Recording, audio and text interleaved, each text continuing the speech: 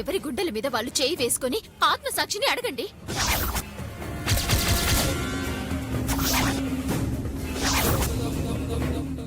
ఎవరేంటో బాగా తెలుస్తుంది. మీ ఆశలు మీకుంటే అవతలి వాళ్ళ ఆశలు వాళ్ళకి ఉంటాయి. నన్ను తక్కువ చేసి ఏమీ లేని వాళ్ళని వెక్కిరిస్తే కోపం రాదా? అంటే పిచ్చివాగుడుదండి. దానికి అర్థమేముంది? అంటే అని ఆలోచించాల్సిన అవసరం లేదు. చిన్నతనం దానిది. నువ్వే పెద్ద మనసు చేసుకుని అర్థం చేసుకోవాలి దాన్ని. ఏంది మమ్మీ అర్థం చేసుకునేది?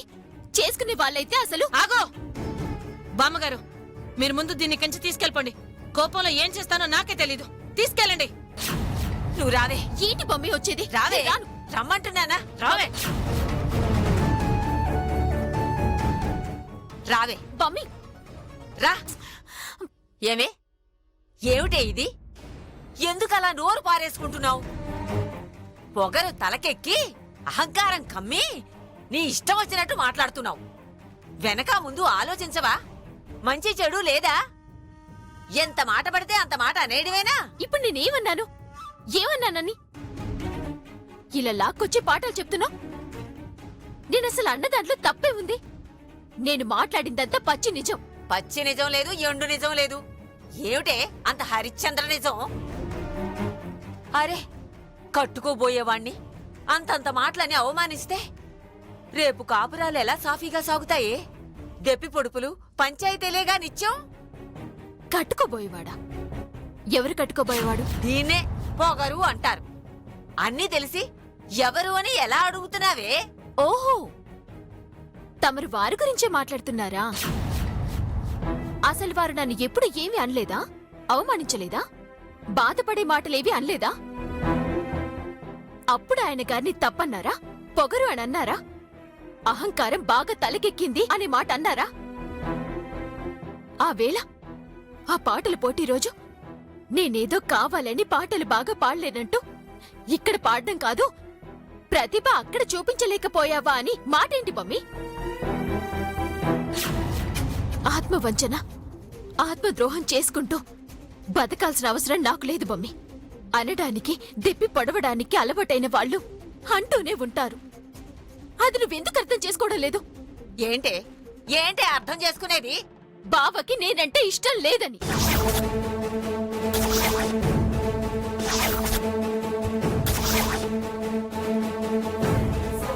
మీరే ఏదో ఊహించుకొని ఆలోచనలో ఆయన గారి తప్పులేవి మీరు గమనించట్లేదు అని అనిపిస్తుంది.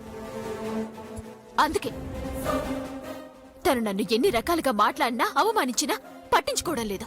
కానీ నేను పొరపాటున ఒక్క మాట జారినా నువ్వు అమ్మ నన్ను తప్పు తప్పు అని వాదిస్తూనే ఉంటారు. నాకు కట్టుకోబోయేవాడే అయితే తనకి నేను కట్టుకోబోయేదాన్నే కదా. వాడు నువ్వు ఒకటేనా? వాడు మగపిల్లవాడే. హ? ఓహో, అయితే ఆయన తలెత్తుకుని తిరగబోయే మనిషి, నేను తలంచుకుని బతకాల్సిన జంతువునా? మనసుకి ఆడ మగ తేడా ఏంటి మమ్మీ? అభిమానానికి ఆ తేడాలుండవు. అలాగా? అయితే నీకు వాడంటే ఇష్టం లేదా? అందుకేనా ఇలా మాట్లాడుతున్నది? నేనన్నానా? ప్రత్యేకంగా అనక్కర్లేదే. నీ మాట తీరు అదేగా. నువ్వు కొత్త అర్థాలు తేకు బమ్మి. తను అన్నదానికి నేనన్నానేమో కాని నేనే ముందు అనలేదే. మాటకు మాట వెంటనే అనేసేడువేనా? ఏ, నేనేదో ఒక మాట అంటే అంత మాత్రం భరించలేవా? ఆడపిల్లవే. ఆడపిల్లన్న తర్వాత కాస్త ఓపిక సహనం ఉండాలే. అంతంత రోషాలు అంతంత పౌరుషాలు పనికిరావే. టోటల్ గా చచ్చి బతకాలి అంటావు అంతేనా? కాదు, సర్దుకుని ఉంటే తప్పు లేదు అంటున్నానమ్మా. దానికి హద్దు ఉండాలి బమ్మి, భరించగలగాలి. నాకు బావంటే ఎంత ప్రేమో, అత్తయ్యంటే ఎంత గౌరవమో నీకు తెలీదా? తెలుసును కాబట్టి అడుగుతున్నానే. అప్పటి పద్మావతి వేరు, ఇప్పటి పద్మావతి వేరు. ఈ మార్పెందుకో అర్థం కాక అడుగుతున్నాను. ఇది వరకు వాడి మీద ఒక చిన్న మాట కూడా పడనిచ్చేదానివి కాదు. ఇప్పుడు నువ్వే అంటున్నావు. ఏం జరిగిందే? ఎందుకు నీ మనసు మారింది? చెప్పమ్మా. నేనేం మారలేదు. పద్మావతి ఎప్పుడూ ఒకేలా ఉంటుంది. ఆహా, అంత తెలుసుకోలేని వాళ్ళమేం కాదులే. నీ మాట తీరు ఎంత మారిందో స్పష్టంగా తెలుస్తోంది. మీరు మారాను అనుకుంటున్నారు కాబట్టి నేనలా అనిపిస్తున్నాను అంతే. అంతేనో ఇంతేనో కాదు. మళ్ళీ మళ్ళీ చెప్తున్నా, వాణ్ణి ఈసారి ఏమైనా అన్నా, ఆండాళ్లతో ఈ విధంగా మాట్లాడినా మర్యాదగా ఉండదు, జాగ్రత్త.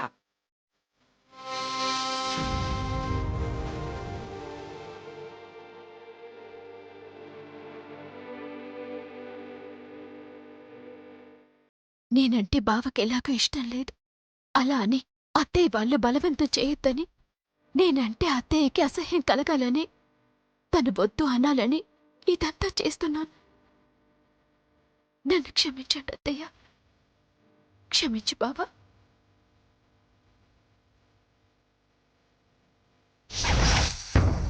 ఈ గొడవని మనకి అనుకూలంగా మార్చుకోవాలి. అమ్మని రెచ్చగొట్టాలి. ఎంత పొగరు, ఎంత అహంకారం! ఏదో మరదలు కదా అని సరదాగా అంటే ఎన్ని మాటలందమ్మా. అది పద్మావతి అంటే. ఆలోచించండి, దాని బుద్ధి గుణం ఏంటో ఒకసారి ఆలోచించండి. అంత అహంకారం ఉన్న మనిషి మనకు అవసరమా? ఎందుకురా?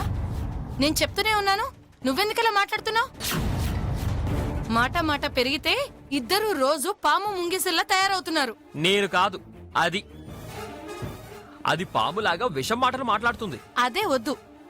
ఏదో చిన్నపిల్ల, నువ్వన్న ఉక్రోషానికి అది అంది. దాన్నంత సీరియస్ గా తీసుకోవాలా? ఏమిటి? అది చిన్నపిల్ల, మరి నేను సీనియర్ సిటిజన్నా? తనకేనా కోపాలు, నాకు రావా? తనకేనా రోషాలు, మనకుండవా? అంత పౌరుషం చంపుకొని బ్రతకాలా? అదన్నట్టు మనం పడుండాలా అమ్మా? అది సర్దుకుపోదు, కాని మనం సర్దుకుపోవాలి. ఏమిటమ్మా ఈ కర్మ? చూడమ్మా, దానికి రోజు రోజుకి అహంకారం పెరిగిపోతోంది. దాని పోకడ నాకు అస్సలు నచ్చడం లేదు. అదంటే అసహ్యం వేస్తోంది. మీకది నచ్చితే నేను పడుండాలా?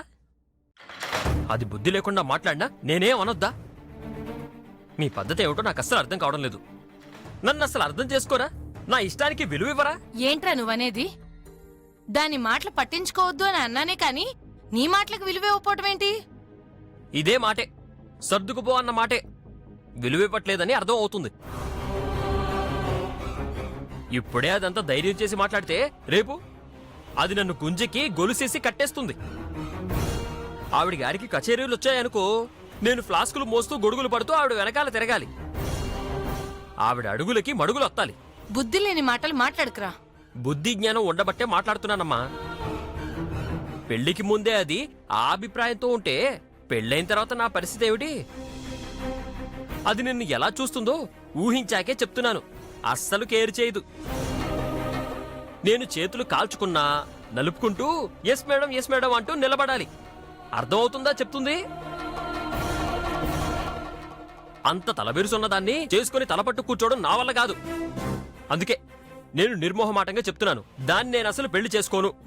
అరే, ప్రతిదానికి పెళ్లికి మూడేసి మాట్లాడతావేంట్రా? పెళ్ళైతే నరకం అనుభవించాల్సింది నేనే కాబట్టి పెళ్లితో ముడిపెట్టుకుని మాట్లాడుతున్నాను.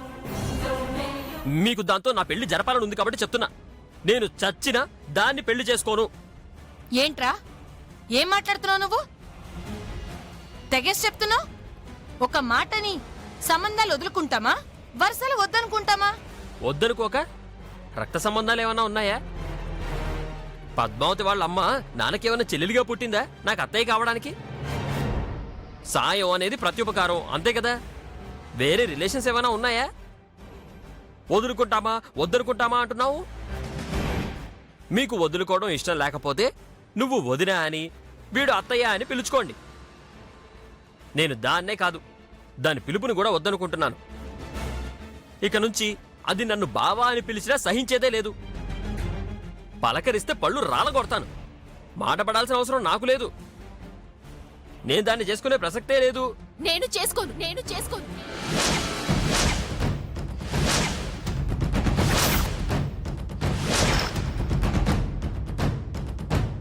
తమరు చేసుకోకపోతే మీలాగే మిగిలిపోతామా? తాళి కట్టకపోతే జీవితకాలం ఏడుస్తూ తమర్ని తలుచుకుంటూ బతికేస్తానా? అలా అనుకోకు, పొరపాటున కూడా అనుకోకు. ఏదో పళ్ళు రాలగొడతానంటున్నా. నువ్వు కొట్టగానే రాలి పడ్డానికి నావేమీ కట్టుడు పళ్ళు కావు, కరిచే పళ్ళు. స్ట్రాంగ్ గా ఉన్నాయి. పళ్ళేమిటే, నీ మైండ్ కూడా షార్పే, తెలుస్తుందిగా. మళ్ళీ ఎందుకొచ్చావు? ఎందుకు వాణ్ణి రెచ్చగొడుతున్నావు? ఏమంటున్నాడో వినాలనొచ్చాను. అంత వద్దనుకుంటే వెంట పడాల్సిన కర్మ నాకేం పట్లేదు. ఊసే పద్మావతి, ఏమే మళ్ళీ వచ్చావా గొడవ పడ్డానికి? అంత బాగా నీతులు చెప్పానే, బురకెక్కలేదా? మీ అమ్మ ఉండుంటే ఈ పాటికి నీ మూతి పగలగొట్టుండేది. నాయనా శ్రీనివాసు, దీని మాటలేమీ పట్టించుకోకు. తిక్కది పిచ్చివాగుడు వాగుతుంది. మను వాడాల్సిన వాడివి మనసులో ఏం పెట్టుకోవద్దయ్యా.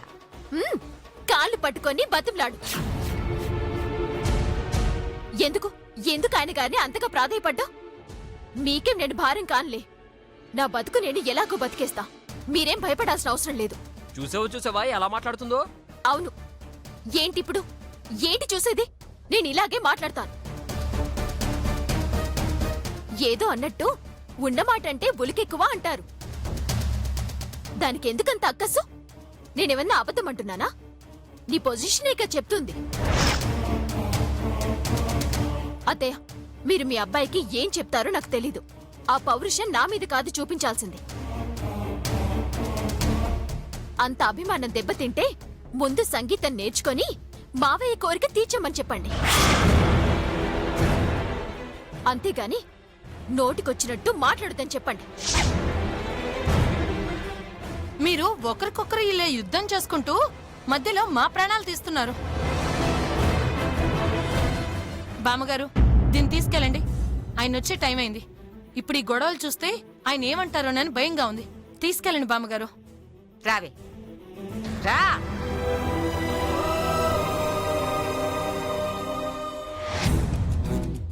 ఏమిట్రా చూస్తున్నారు?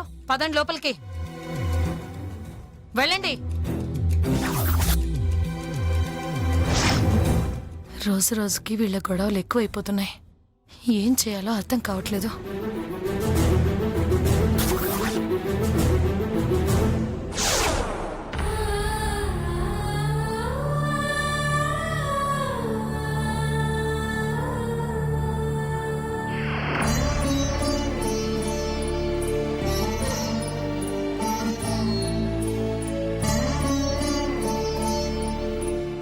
ఇదిగో, పంచాయతీలు ఏం పెట్టుకోకుండా ఈ పిండి కాస్త గిన్నెలో వేయి. నేను వచ్చి వడలు వేసుకుంటాను.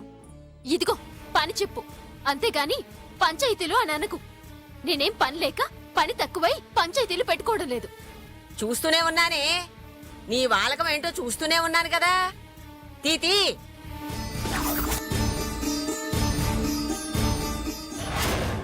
నీకోసమే ఎదురు చూసి చూసి ఇప్పుడే ఫోన్ చేద్దాం అనుకుంటున్నావు. ఫోన్ చేద్దాం అనుకుంటున్నావా? ఎవరికి? ఆ ధనుష్క? చిచి, ధనుష్కి ఎందుకు చేస్తానే? ఎందుకంటే బాగా తెలిసిన నంబర్. ఇది వరకు చిటుక్కున చేసిన నంబర్. కనపడకపోయేసరికి కంగారు పడి ఏవైనా చేద్దామని చేశారేమో అనుకున్నాను. కంగారు పడినది నిజమే గాని ఫోన్ చెయ్యాలనుకోలేదు. ఏ? ఏమంటే ఏం చెప్పను, కాసేపు పోయాక అప్పటికి రాకపోతే ఎట్టా ఉండావో అని చూస్తున్నాను. మా అమ్మ నా కోసం ఎదురు చూస్తూ నీ రాక కోసం కనులన్నీ కాయ కాసాయని పాట పాడుతున్నావని ఆనందంతో నీతో కబడ్డీ ఆడాలనుందమ్మా నాకు. నాతో కబడ్డీ ఆడవిందే? హోమ్ పిచ్ రా. కబడ్డీ కబడ్డీ కబడ్డీ కబడ్డీ కబడ్డీ కబడ్డీ కబడ్డీ కబడ్డీ. నువ్వు నన్ను తాకినా చావే, నేను నిన్ను తాకినా చావే కదా. మరి ఎక్స్ట్రా యాక్టింగ్ ఎందుకు? ఓన్లీ యాక్షన్ కే డబ్బులు ఆచితూచి ఆగి ఆగి ఇస్తారు. ఇంకా రియాక్షన్స్ కి, ఎక్స్ట్రా యాక్టింగ్ కి, ఓవర్ యాక్షన్స్ కి ఇవ్వరు. అవును, డాడీ గారు రాత్రి ధర్మపత్ని, సహధర్మచారిణి, సవతి, సహజీవనం, ఇద్దరు భార్యలు అని ఏవేవో కథలు చెప్పాడు. నేను మొదటి భార్య కూతుర్ని అన్నాడు.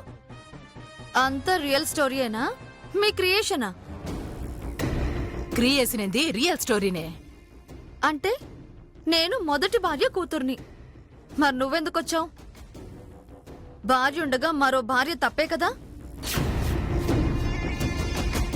ఆవిడ పోయాకే నేనొచ్చా. అంతేగా. ఇంకే కథలు చెప్పవుగా? ఏవీ లేవు. సరే, నమ్ముతున్నాను. ఆడించి లాలించి పెంచిన తల్లివి కాబట్టి నమ్ముతున్నాను. ఇంతకీ ఆ మహాతల్లి, నా కన్న తల్లి ఎవరు? పేరేంటి? ఏ ఊరు? వివరాలు చెప్పు.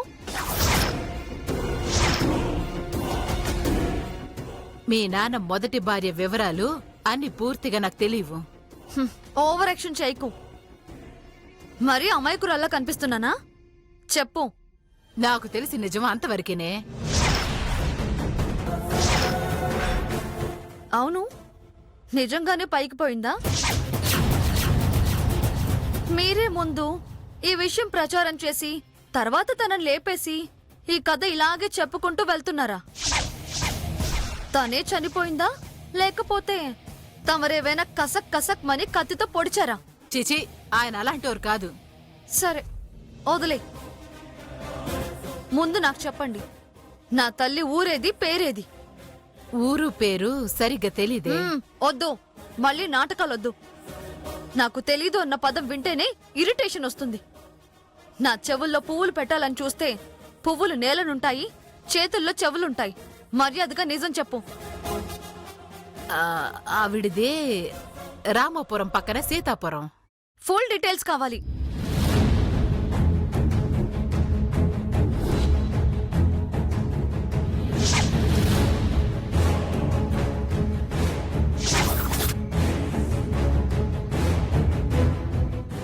అంతే. ఇప్పటిదాకా నువ్వే నా తల్లి అనుకున్నాను, ఇప్పుడు కాదని తేలింది. కానీ తనెవరో తేల్చాలి. మీరు చెప్పింది అబద్ధం అయితే మీ అడ్రస్ పర్మనెంట్ గా మారిపోతుంది. నేను ఫిక్స్ అయ్యాననుకో, ఇంకా తర్వాత కబడ్డీయే.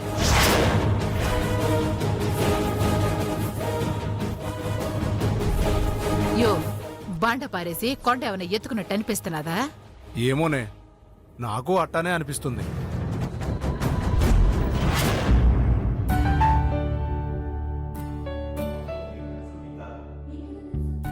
అండాళ్ళు, కాళ్ళు కడుక్కోవడానికి నీళ్ళు తీసుకురా.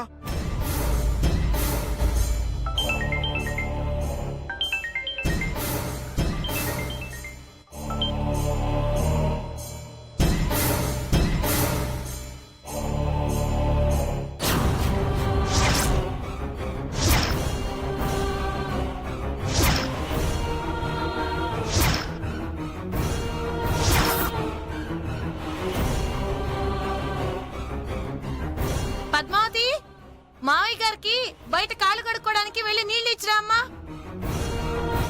నా చేతులకి పిండంటిందత్తయ్య, మీరే ఇచ్చేయండి.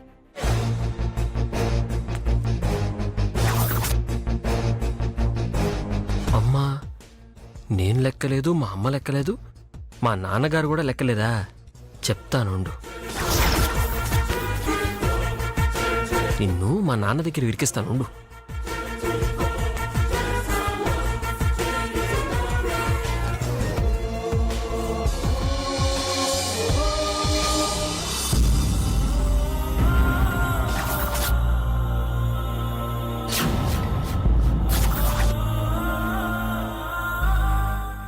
నాన్నగారు, నీళ్లు.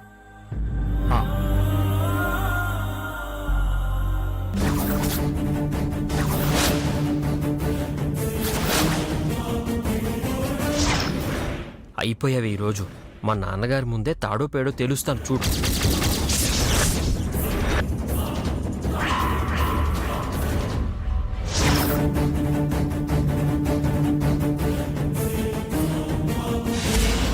నేను చెప్తుంటే మీకు అర్థం కావడం లేదు. దానికి గోరోచనం బాగా పెరిగిపోయింది. మళ్ళీ ఏమైందిరా అలా మాట్లాడుతున్నావు? నువ్వు నాకు నచ్చ చెప్పాలని చూస్తున్నావు, కానీ అది మనల్ని పక్కన పెట్టాలని డిసైడ్ అయిపోయింది.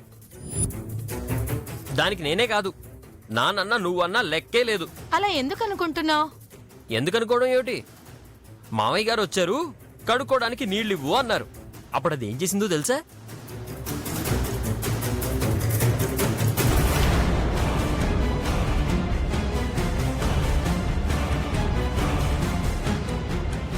వెళ్ళి అడుగుతాను ఎందుకు అలా చేసిందో. మామూలుగా అడగడం కాదమ్మా, దుమ్ము దులిపేయి. నాన్నగారికే మర్యాద ఇవ్వని దాన్ని ఊరికే వదలద్దు. అసలు ఏం చూసుకునే దానికి అంత పొగరు? తేల్చేసాయి. నువ్వు పెద్దగా మాట్లాడుకురా.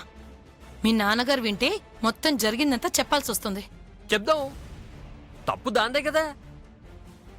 మనం దాచి దాన్ని మంచి చేయడం మనకు అవసరమా?